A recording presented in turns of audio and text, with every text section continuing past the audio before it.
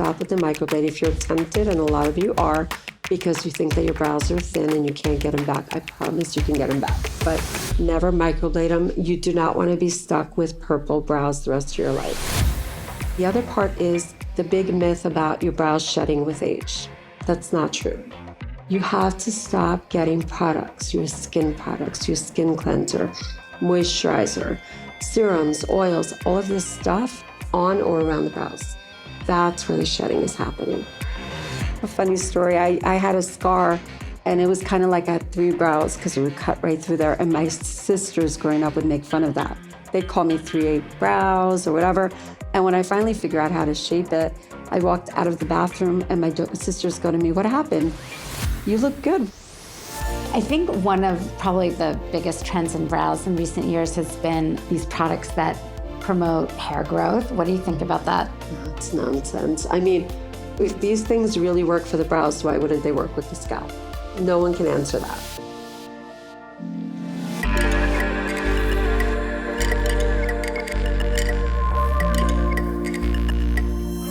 I'm Sarah Kugelmann, and this is Going Golden.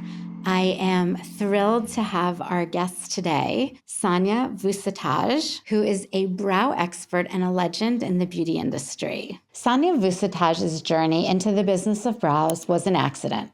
Literally. She was just 4 years old when a head-on collision with the dining table left her with a scar that split her right eyebrow in half. It wasn't until she was married with 2 kids at age 21, well before brow pencils were a thing, that she discovered she could conceal the gap with an eyeliner and pair of tweezers. The hack made her feel whole again, restoring long-lost self-esteem. Little did Sania, a stay-at-home mom at the time, know that her resourcefulness would lead to her becoming Manhattan's ultimate brow expert, a brow industry pioneer whose influence is responsible for the return of the full brow. After earning her esthetician's license, she went and interviewed at Bergdorf Goodman. During her interview, was asked to shape a Bergdorf beauty technician's brows and was hired on the spot. Pretty soon, editors and celebrities became regular clients. It wasn't long before the former stay-at-home mom had become a staple in the beauty industry with the noteworthy nickname, Eyebrow Angel. In 2005, she opened Sania's Brow Bar, the very first salon of its kind to exclusively offer brow shaping via tweezer. Coverage from storied editors at Vogue and Allure helped put the new Sania's Brow Bar on the map. In 2021, Sania, whose celebrity clients include Sarah Jessica Parker, Rihanna, Olivia Culpo, and many more, opened a second Sania's Brow Bar location in Scarsdale, New York. She continues to spread the gospel that the eyebrow industry at large now knows to be true.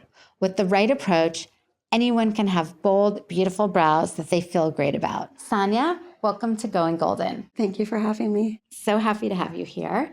And I want to start by asking you a little bit about what it's like to be an entrepreneur, because I think there's a lot of listeners that are going to be very curious about not only having your own business and building your own business, but being a business owner over 45, of which both of us are. And yes. I think it has comes with its own pluses and minuses. Mm-hmm. Just to start, how long have you been in business for? So I've been doing brows for 34 years, and I started about 22 years ago at Bergdorf Goodman. And 3 years later, decided to open up my own salon. I had 4 kids at the time, my husband. Wow. It was a little bit scary. I was 32, so it's never too late to start your own business. And so it's been almost 20 years now. So did you ever think you would be an entrepreneur or business owner? I honestly always dreamed about it. I had a passion for brows. I have a scar, and I figured out how to camouflage my own brow. And as I was raising the kids, I always thought in the back of my mind, I would love to open up a little, what I would call to my husband, a little booth at a shopping mall and do brows. This is years ago, before brows were even a conversation. But I always had that spirit in me to want to do something on my own. That's really interesting. And were you interested in brows? I know you had this accident, which is sort of what made you lean into this. But do you think you would have done that? Like, did you do that before you had an esthetician's license and started? Yeah, I've done this. When I was about 18, I figured out my own brows and I started torturing my family. I guess you could call it torture. I know how to do brows. I figured out the science. Can I do your brows for you? And eventually it became the type of thing where I was at bars and parties and people would line up, my cousins, my family, and like, could you do my brows for me? So I practiced even before it was a thing, or I even knew that there was a niche for a brow specialist. That's amazing. I mean, I think you bring up a really important point, which is that a lot of businesses get started out of passion. Yes. It's not necessarily like you kind of know you want to have a business, but it really comes out of something you're passionate about and you realize maybe you have a talent for it. Definitely. I always tell people, think of one thing that you love, see if there's a niche for it, make it your own, and follow that.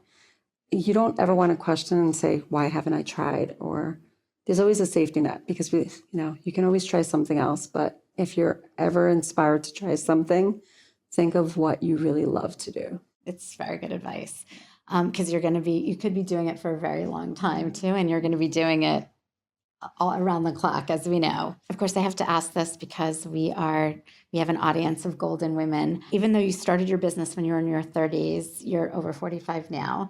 And what is it like to be working and having a business in this chapter? It's amazing. I feel very blessed and grateful. I started when brows were just becoming a conversation, helped to mold that. I've grown little by little. I haven't rushed into anything. As I was telling you before, slow and steady. And I introduce things as needed.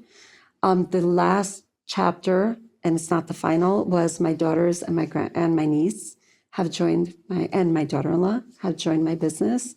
So having a family business and having them work side by side is great most of the time. Don't get me wrong, there are challenges like the social media aspect, but it's been amazing. It's been really a dream. Yeah, I mean, I think that is a dream for a lot of people. And I wanted to really ask you about that. What is it like being in business with your family? Is it, like, what are the pluses and what are the challenges? The pluses is that the quality and people care about the business. So that the quality is going to sustain. I know I have them there and I know that they will support the business no matter what. I never have to walk out of there if I take a day off or if I go away. I know that they're going to take care of the business. The minuses are lunch break. I'm like, okay, guys, let's talk business. Like, Mom, we're on our lunch break. Or we go home and they're like, it's day off.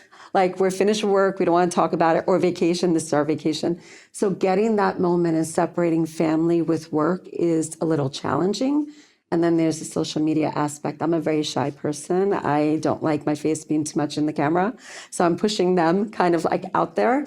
And they're also very shy by nature. So it's like post, post, post. And it's the new wave of life. I don't love it, but that's just the way things are these days. It is the way things are. I'm surprised that you're shy because you are so well known and in the public eye. So I'm interested. That's very interesting to learn about you. Yeah, thank you. What would you say is the hardest thing about having a beauty business? The hardest thing, I'll be honest with you, is I personally have worked really hard in creating and knowing what's right and wrong and staying in my lane. And then, I know that people say imitation is flattery. And I love the fact of people wanting to learn about brows, and we give a lot of advice on there. But for instance, I created the first ever angled brow pencil, which is a fan favorite. 35 companies and counting have copied it. The angle, they couldn't get the texture or color right. And then we create new products, and then other companies have more PR, bigger. They have more of a voice, and it's hard because you're like a little tiny family business trying to like really get your name out there. And it's like you're going up against some of the big boys. So that's the bigger challenge, is like being louder, sustaining. And thank God we've had so many amazing clients who have helped us stay in our lane and really be known as the best, with the products and all. So, I read one thing in your bio that I thought was very interesting. You say at the end, your ever supportive husband. And I think it's hard to be in a business all by yourself when you don't have the support of a partner or somebody that's there kind of in your corner. So do you want to talk a little bit about, what that's meant to you? It's been amazing. All in a nutshell, I was pregnant with my fourth child, and my husband was the only one working at that time, because I grew up in the Bronx and we lived in Westchester. And he was on his way out. We were talking about bills, and he was a little angry because I overdid it with the bills. And I looked at him and I go, I should open up a brow booth at a shopping mall. And he looks at me and he goes, go for it. And I was like, really? And he's like, yeah. And then fast forward years later, I said to him, I had a job that was like a full-time job, customer service, and I was, passing through a magazine. I saw that there was a brow specialist needed for waxing, which I don't believe in. And I called him up and I said, honey, if I was to go get my brow license in the evening, can you watch the kids while I do 10 months of night school, keep the job, you cook, you clean. And he was working from home. And he said, go for it. And he made sure that my kids were taken care of every single day while I was going to school, going to work, and building our dream. That's a very special man. And, even at night when I go home, he'll call up, be like, what do you want for dinner? Or where do you want to go? And it's like, he's just a really great guy. I feel very blessed. That's really amazing. I mean, it's about the whole team around you. Even though people just see you, there's like a whole support network and group of people in your... But this is my immediate family. My other family thought I was crazy. And they're like, you're never going to make it. That I will say. I'm going to say opening up your own business, you're going to hear a lot of negative. Even when I went to my aesthetic school, because I went to 10 months of aesthetic school, which I just wanted to learn about skin, the teachers in the class would say to me, Sania, you're never going to make it on just brows. Learn the facials. And I had no desire. And at the end of the class, they'd say to me, could you do my brows for me? So it was like kind of funny. I was like, oh yeah, there's no desire. Yeah. But like, I didn't want to hear no. I just kept going, and I believed in my passion, and I knew what it did for me, so nothing was going to stop me. Sometimes you just know you have a vision for something, it's what you want to do, and you just have to stay true to what your intuition is telling you. And also a funny story, I had a scar, and it was kind of like I had 3 brows because it would cut right through there, and my sisters growing up would make fun of that. They'd call me 3/8 brows or whatever. And when I finally figured out, I was in the bathroom and I was determined to figure out how to shape it. I walked out of the bathroom and my sisters go to me, what happened? You look good. What did you do? We can't make fun of you anymore, And I feel like it's the way that I felt, because I hated taking pictures before that. It's the way that you feel. It's the way that you look. And that inspired me even more because I knew I could help other people feel and look that way. Yeah. Yeah. So stayed true to your vision, and you knew in your soul, like this was a business, which I love. I want to get into some beauty talk now for women over 45 and really get down to the heart of the eyebrows. So they play such a crucial role in framing the face and enhancing beauty, especially as we age. Could you explain how brows impact the overall aesthetic, particularly for women over 45? Okay, so I think women are taking their brows for granted. There are a few things. The brows frame your eyes. They're situated in such a space where they have to be symmetrical. They have to open up your eyes, but just enough so that they're not overarched or too low. I call it the eye lift without the needles. And I think people are skipping that. They're skipping the brows and going and getting a lot of Botox, a lot of fillers to be able to achieve the same look that a simple, good brow shaping can give you. I'm amazed you actually have like perfect, beautiful brows and thick without being like overwhelming. Thank you. But I do have that scar, so I have my pencil. So what I suggest to women is you have to go to somebody you trust. Try to find it. If you can't find someone that you trust, and that's the hardest part, you have to figure out how to do a little bit yourself. And we're big on working from home on your brows and trusting that you will not go overboard. The problem is what's behind the waxing or the person who's working on your brows. There's no training on that. Yeah. I was going to ask you because actually I've really experienced this not only with myself, with my daughter, who I was telling you has pretty bushy eyebrows. So we do need to get them, manicured fairly regularly. But, even with her, like I was afraid to bring her places because I didn't know how to assess whether people could do her brows or not. Like, how do you assess going to So somebody a waxing license entails 2 weeks of a waxing course. It's called body hair removal. Yikes. Technically, they teach you nothing on brows. Okay, these people go and get their license. They take the test and they're sent off with their license, and then they go and it's like hair removal, nothing more, nothing less. And that's where the problems are happening. And then they go and blame your brows. They're uneven. They're not twins. Your brows should be twins. Your brows should be healthy. Your brows should be natural. And hence I say, trust yourself with the right advice. Because if you make a mistake, you will stop yourself. These people will not stop. And when you walk out of the salon, which I'm sure it happens to so many of you, you're going to regret that. So I have tips and tricks that I can share of how to do it at home if you can't find somebody that you trust. The other part is the big myth about your brows shedding with age. That's not true. You have to stop getting products, your skin products, your skin cleanser, moisturizer, serums, oils, all of this stuff on or around the brows. Wow, that's Yeah, interesting. any of it, all of it gets into the follicle and your hairs either shed or don't come back. Can you imagine getting all of your skin stuff into your scalp every day? Yeah, Can no, you it's imagine? it's a very good point. What do we get into our scalp? Nothing. Yeah. Shampoo, Yeah. not even conditioner. And think about the stress we're putting our brows through. And as we're aging, we're using more and more products. So that's where the shedding is happening. Once they shed, can you get them back? Yes, 100%. Ooh. Once you truly stop getting products on your brows, and that's where my products come in, you'll get your brows back. It takes about 6 months to a year to get them back. And that's what we're notorious in doing, helping people get their brows back to health. Well, I know you're famous for the fuller brow. Yeah, so that's your philosophy behind the fuller brow. Yeah. See, the thing for me is what sets me apart from just brow people is I did get to learn about the skin underneath the brows. And that's how I figured the product part of it. Because I knew the products are getting close to the skin. I knew, I would explore with myself, with my family. And I noticed whenever you get messy with your products or sunscreen, whatever it is, your brows start to fall out. Once you stop, your brows come back in. Wow. Best way to avoid it. So we created a small line, but it's a very honest line.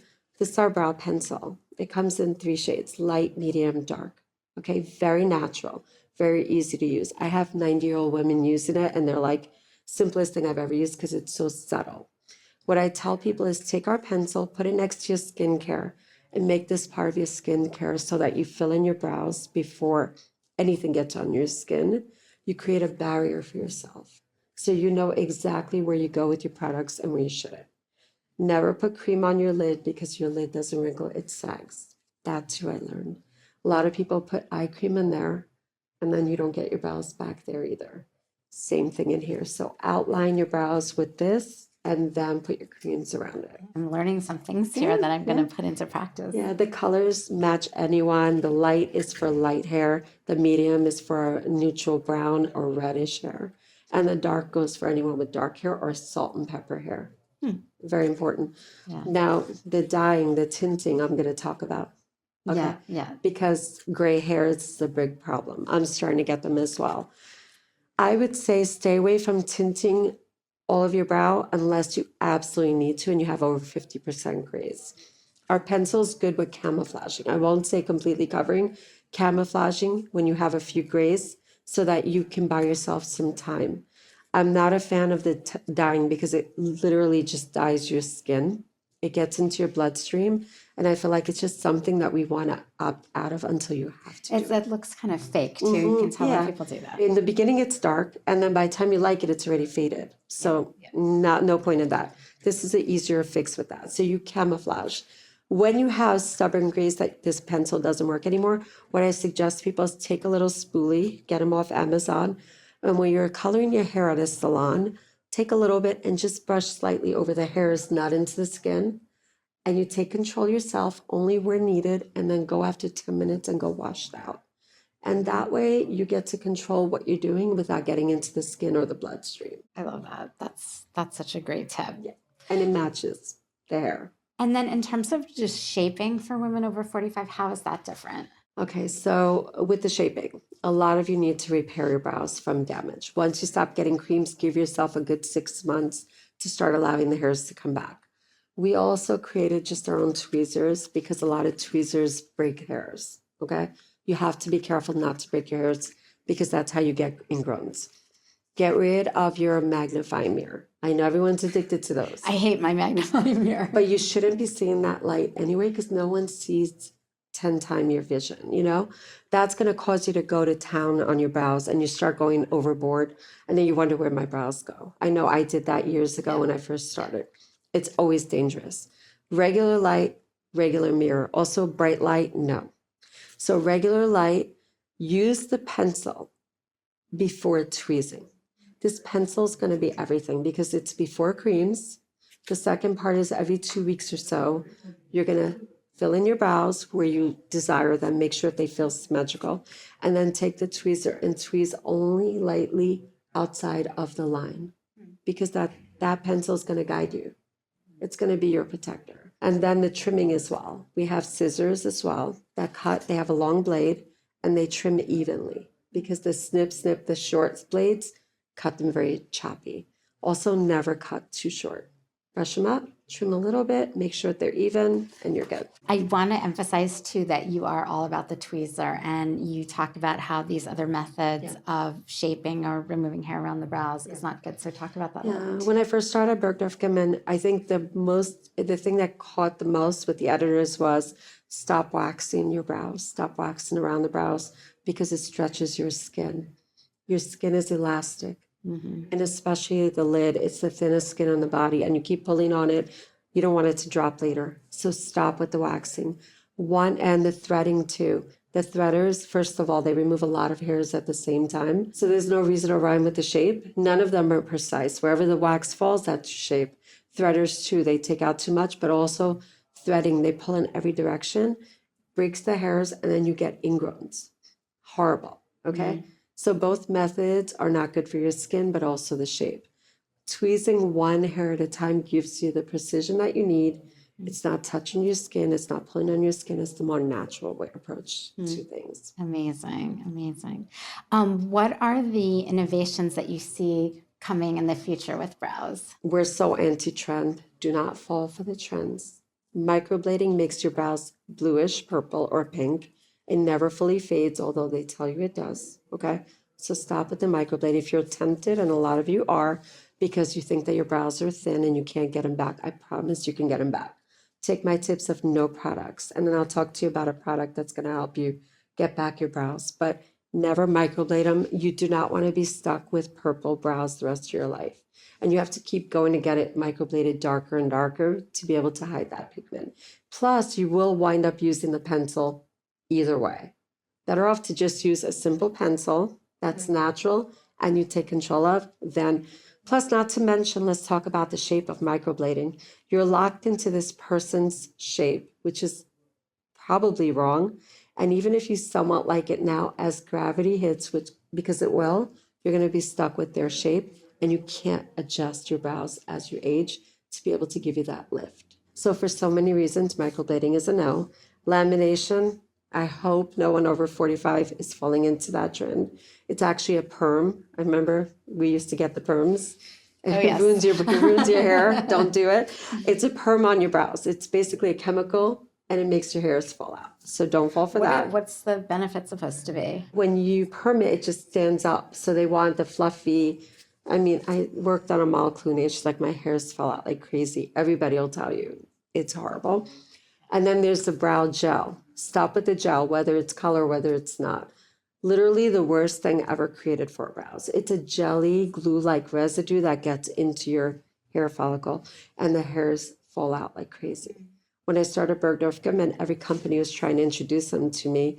And by the end of the night, the tubes used to be clear, used to be full of hairs. I vowed never to make one. And it would cost me 50 cents to make a brow gel with beautiful packaging and sell it upwards of $30. I refuse to make one because it's so harsh and damaging. That's the thing about our business. Me and the girls all agree and we all refuse to offer these trends or anything, add-on services or add-on products. Everything that we promote is going to be true to itself, all natural. It works across the board. This brow shampoo. Yeah, talk about that. Okay. And then I have another question. Yeah, this is the newest. We could not be more proud of. I have people seeing so much growth with this. I've used this product. It's really amazing. Oh, thank you. Well, basically, everyone's washing their brows with skin cleanser. Would you ever think about washing your scalp with skin cleanser? No. A lot of people have flakiness in their brows, imperfections, oils.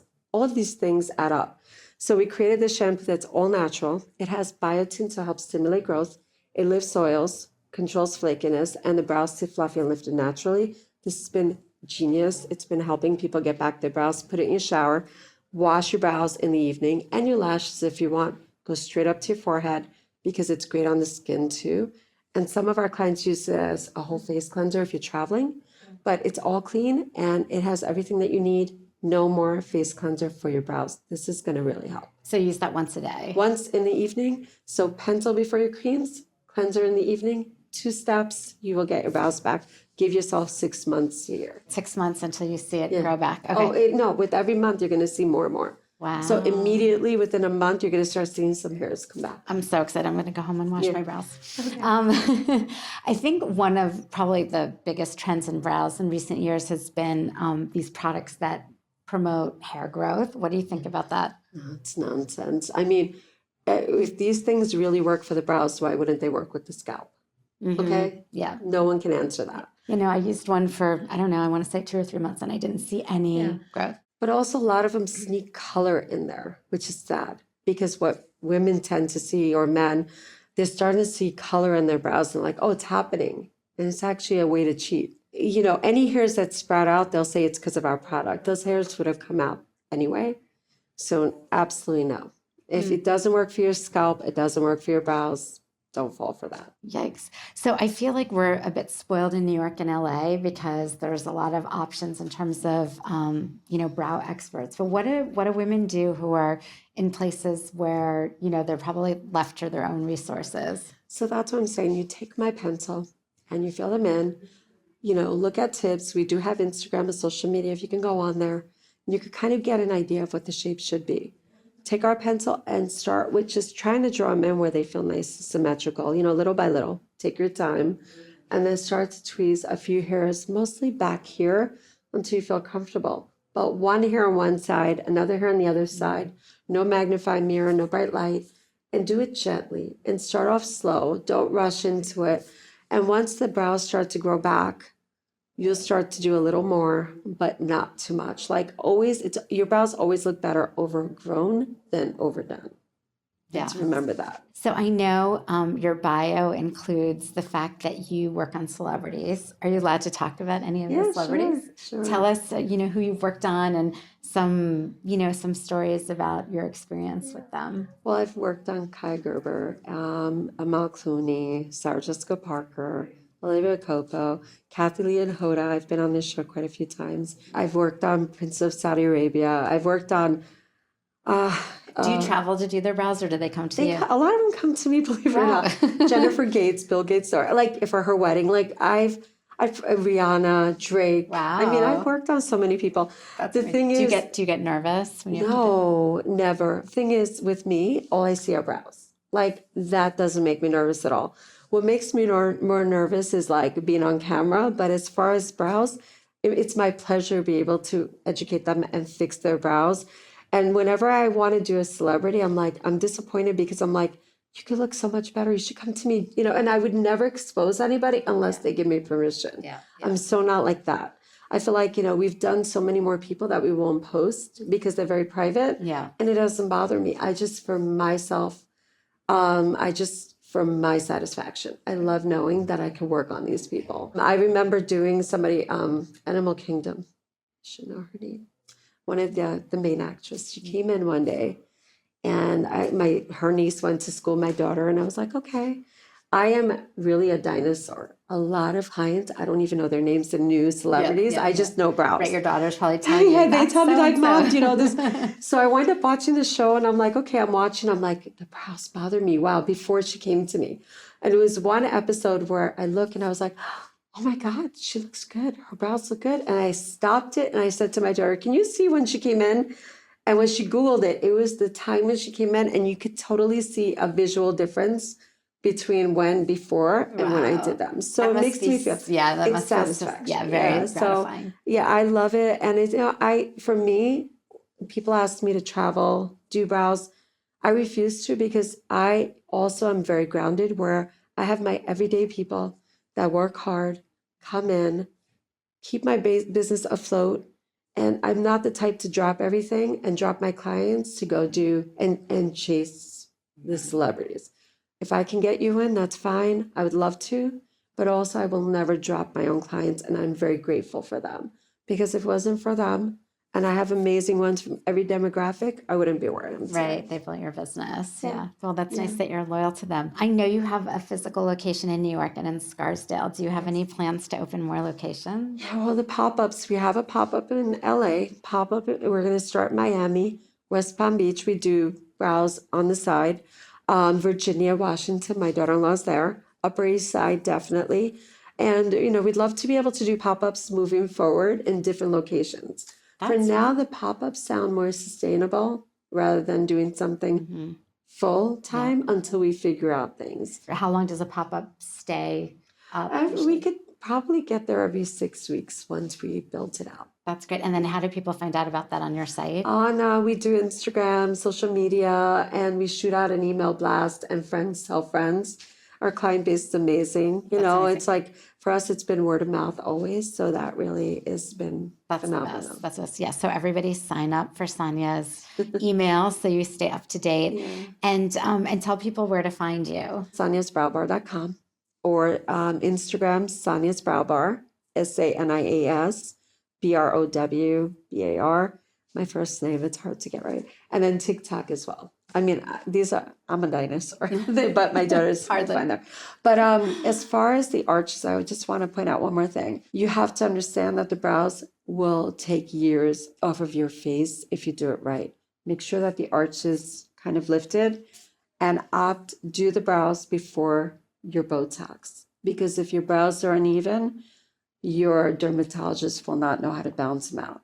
Once your brows are even, your Botox will also look better. Oh, that's so interesting. Keep that in That's mind a as very, well. very, very Always good tip. before the Botox. Yeah, I was going to ask you, before we close, to like what uplifting thoughts or advice do you have for women who are in the second chapter, who are looking at their face and sort of lost with their brows? Well, I say get the brows right, get them under control. Our products will truly help. But more importantly, I think with the face, and I this is just my preference. I go to a great dermatologist in New York City, but I feel like you fix things as you need them. And I think so many people think that you have to start early on with the facelift or anything like that. And I truly believe that your face is like a house. As it breaks down, you start to fix whatever's needed.